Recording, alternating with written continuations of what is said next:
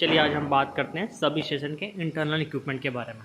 आपने sub station देखा होगा आउटसाइड से, इनसाइड जो इक्विपमेंट होते हैं उसके बारे में हम जानते हैं। ये वीडियो बहुत इंपॉर्टेंट है उन सभी लोगों के लिए जो जूनियर्स इंजीनियर हैं, सीनियर इंजीनियर हैं, मैनेजर हैं, इलेक्ट्रिशियन हैं, जो प्रिपरेशन कर रहे हैं, क्योंकि आपको प्रैक्टिकल व्यू के साथ साथ ये आपको पता चलेगा कि कैसे इस तरीके से ये पैनल्स काम करते हैं। ठीक है, पहले हम ओवरव्यू देखते हैं। ये हमारे पूरा पैनल है, ये 11 kV का पैनल है। ठीक है, दिस इज़ 11 kV पैनल। आप देख सकते हैं इसमें अलग अलग इक्विपमेंट है, हम सबके बारे में समझेंगे। फिर हम जानेंगे कि 11 kV के बाद जब उसको स्टेप डाउन करेंगे ट्रांसफार्मर से, जो ST 11 kV 415 है, उसका एक अलग बोर्ड है जो उसके पैरेलल लगा हुआ है। ठीक है, इस पैनल में आप जो देख रहे हैं, इस पैनल में और ST के पैनल में क्या डिफरेंस है। ठीक है, बस बार से लेकर हाइट से लेकर प्रोटेक्शन पैनल सिस्टम से लेकर उसके मेजरिंग इक्विपमेंट तक, उसमें उसके अलग से टेंशन स्विच से लेकर मास्टर ट्रिप ले लेकर अनुशेषण लेकर मीटरिंग लेकर रिले लेकर मीटर लेकर एवरीथिंग्स आप यहाँ देखेंगे ST का है। सबसे पहले हमें जो देखना है कि हमारे जो प्रोटेक्शन सिस्टम में 415 का हमारा जो पैनल है, उसके साथ साथ हमारा सबसे बड़ा इंपॉर्टेंट होता है हमारा DC सिस्टम। ठीक है, ACDB हमारा जो मेन सिस्टम है, जो हमारा मेन यहाँ से लेकर हमने अगर इंटरनल सब स्टेशन के बिल्डिंग की बात करें तो उसका जो सिस्टम है उसके लिए हमें चाहिए ACDB, फ्लोट कम बूस्ट चार्जर, जो बैटरी को चार्जिंग के लिए चाहिए। ठीक है, इसलिए जब आएंगे आप यहाँ पर हमारे सिस्टम में, नेक्स्ट आपको थर्ड पैनल दिखेगा। आपका जो बैटरी है, देखिए यहाँ पर आप देख सकते हैं कि हमारे पास जो सिस्टम है HVAC पैनल, जो सिस्टम आपके HVAC जो सिस्टम लगी है कंट्रोल में, उसके लिए है। सिमिलरली फ्लोट कम बूस्ट चार्जर, फ्लोट कम बूस्ट चार्जर क्या होता है, कैसे काम करता है, हम उससे बात करेंगे। दो चीज़ होगी, जो अलग सेट के फ्लोट कम बूस्ट चार्जर लगा हुआ है, उसमें अलार्म कैसे आते हैं, पॉजिटिव फॉल्ट क्या हो रहा है, नेगेटिव फॉल्ट क्या आ रहा है, इनपुट करंट कितना है, आउटपुट करंट कितना है, इसके बारे में जानेंगे। उसके बाद आपका यहाँ पर आप देखेंगे तो ये जो आपका बस कपर है, ये आपका अलग अलग DG सेट्स में जो इनकमर आएंगे उसको अगर चेंज ओवर करना है तो उसके लिए कैसे करेंगे ये हम देखेंगे। फिर हम देखेंगे कि 48 अगर बोर्ड सिस्टम है, अगर सब स्टेशन है तो उसका 130 कोई सब स्टेशन है तो उसके लिए कैसे काम करेंगे। साथ में हम देखेंगे RTCC पैनल के बारे में क्या होता है और STB के बारे में हम जानेंगे। ठीक है, तो सभी स्टेशन में जाने से पहले हम जानेंगे सब स्टेशन का जो बेसिक सिस्टम है, प्रोटेक्शन सिस्टम है, तभी हम जानेंगे कि इन सब की जरूरत क्यों पड़ती है। तो जैसे आपके पास एक सिस्टम है, ठीक है, यहाँ पर ये आपका गया हुआ है, यहाँ पर आपका सर्किट ब्रेकर है। ठीक है, ये आपका सिंपल सा आपका CT है।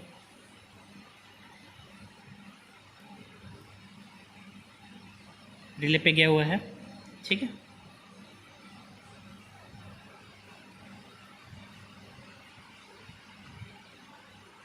ये PT है। ठीक है, ये आपका सर्किट ब्रेकर है, प्लंजर है, ये आपका गया हुआ है।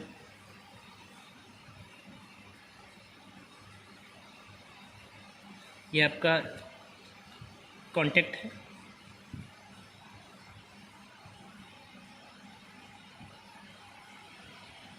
ये आपका DC सिस्टम है। ये एनो कॉन्टेक्ट है। ये हम रिले की बात करें ना, रिले की बात करें, सिंपल सी कहानी, इसको बस समझना है आपको। हमारे पास कोई सिस्टम है, बस बार है, CT उसके सामने लगी रहती है, ब्रेकर वहाँ पर लगा रहता है, जो NC कॉन्टेक्ट में NC लगा रहता है, PT उसको वोल्टेज आता है। जैसे ही कोई फॉल्ट कंडीशन आती है, करंट जो सीधा जा रही थी वो अपोजिट में फ्लो होगी।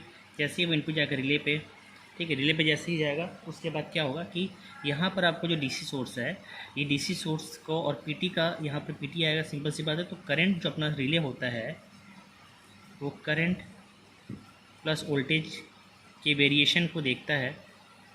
ठीक है, और उसी हिसाब से वो अपने अगर उसकी सेटिंग वैल्यू से डिफ़र होता है, देखिए यहाँ पर डाटा नहीं बता रहा हूँ मैं, सिर्फ बता रहा हूँ कि कैसे होता है। सपोज वो डिफ़र होता है तो उसका जो NF कॉन्टेक्ट है वो NC हो जाता है। NC होता तो क्या होता है, हमारा जो DC सोर्स होता है उसमें क्या होता है, ध्यान देखिए, मैं एक बात बता रहा हूँ कि यहाँ पर आपका जो हम क्या करते हैं, पॉजिटिव को ट्रेवल कराते हैं। ये क्यों कराते हैं हम बताएंगे बाद में। ठीक है, पॉजिटिव को हम ट्रेवल कराते हैं और नेगेटिव हमारे सिस्टम में जुड़ी रहती है। यहाँ पर क्या होता है, जैसे ही ये कॉन्टेक्ट जाता है हमारे पास, NC होता है और ये ट्रिप कॉइल पे जाता है, ट्रिप कॉइल इसको एक्चुएट करती है और ब्रेकर हमारा ओपन हो जाता है। तो यहाँ पर आगे जो सिस्टम जो सप्लाई है वो ट्रिप हो जाती है और सिस्टम हमारा प्रोटेक्शन हो जाता है। ठीक है, तो यहाँ पर हमारे 3-4 चीज़ हमने देखी है। सिमिलरली यहाँ पर हमारा मीटर लगा रहता है, मीटर में भी हमारा क्या होता है, PT और CT का हमारा इनपुट आता है जो हमारे मीटर लगा रहता है। ठीक, तो इसी बेसिक सर्किट पे हमारे जितने भी सब स्टेशन है वो बना रहता है, इसलिए हम एक एक करके हर एक चीज़ को समझते हुए जाएंगे। ठीक है, तो कैसे काम करता है, पहले हम बात करते हैं DC सोर्स की। ठीक है, DC सोर्स यहाँ पर हमारा जो ट्रिपिंग या प्रोटेक्शन सिस्टम जो होता है वो DC होता है। कभी कभी 115 वोल्ट AC सिस्टम भी काम करती है, डिपेंड करता है कि ट्रिपिंग कॉइल हमारे कौन से वोल्टेज पे कौन से सिस्टम पे काम कर, DC पे काम करिए कि AC पे काम करिए। अलग अलग में CT यूज़ करते हैं, हम PT यूज़ करते हैं।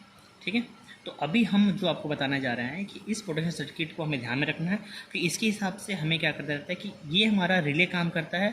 अब हम रिले क्या तो रिले, अब रिले में हमारा क्या होता है, बेसिक हमें दो पार्ट जो काम करते हैं, एक तो हमारा होता है रिले, हमारा जो होता है वो आपका स्टैटिक रिले होता है, हम उसको मैकेनिकल रिले कहते हैं। ठीक है, उसका न्यूमेरिकल रिले होता है। दो पार्ट समझते हैं। मैकेनिकल रिले जितने भी ट्रांसफार्मर के जो ट्रिप है, जो मैकेनिकल ट्रिप है, मैकेनिकल ट्रिप मतलब पहला ध्यान रखिएगा ग्लूकोज, ठीक है, OTI, ठीक है, WTI, हम, ठीक है, PRV, सडन प्रेशर रिलीफ। ठीक है, ये जितने भी होते हैं ये मैकेनिकल से हार्ड कॉन्टेक्ट, हार्डवायर आपके आते हैं, और हार्डवायर आके आने के बाद डायरेक्ट आपके मास्टर ट्रिप रिले को ऑपरेट करते हैं। और मास्टर ट्रिप रिले से, क्योंकि मैंने जो बताया था पहले प्रोटेक्शन रिले, यहाँ जो मैंने बताया था प्रोटेक्शन रिले, ठीक है, यहाँ जो मैंने बताया था प्रोटेक्शन रिले, ये रिले होती है। ये रिले का जो हमने शॉर्ट फॉर्म बताया था, इसका हम इसको अगर एक्सप्लेन करेंगे अच्छे से तो कैसे काम करता है, जितने भी आपके कॉन्टैक्ट्स होते हैं ये अलग अलग, सपोज़ ये आपका WTI है, OTI है, फिर आपका PRV है, SRP है, ये सब का आपका एनो कॉन्टैक्ट और आपका मेन न्यूमेरिकल रिले का एनो कॉन्टैक्ट जो मैंने बताया था कि प्रोटेक्शन जो इलेक्ट्रिकल प्रोटेक्शन होता है वो सब आपका मास्टर ट्रिप रिले पे आता है। ठीक है, मास्टर ट्रिप रिले पे ये आता है मास्टर ट्रिप रिले। उसके बाद ये आपका मेन कॉइल को, जो आपका ट्रिपिंग कॉइल है उसको आपको सिस्टम को ऑपरेट करता है। इससे बाद आपकी ट्रिपिंग सिस्टम जाती है। ठीक, this is a basic phenomena. अब हमने मास्टर ट्रिप रिले को भी हमने समझ लिया, हम आगे देखेंगे।